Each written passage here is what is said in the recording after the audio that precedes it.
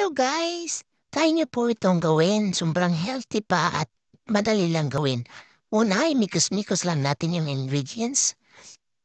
Yung ginangan na carrots, yung cucumber, at saka yung ah crab sticks. Kaso na-scam ako guys, iba yung nabili ko. Pero carry na rin. At saka sobrang dali lang gawin guys. Basta ihanda mo lang yung mga ingredients. Tapos yung corn kernels.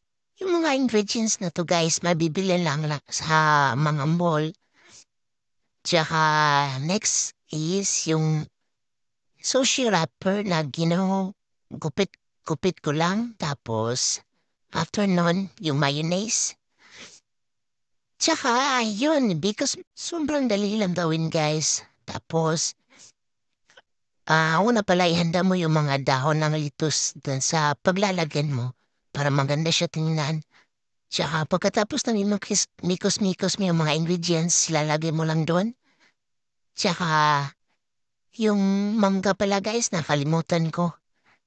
Yung mangga, tapos lalagyan mo lang ng mayonnaise taas.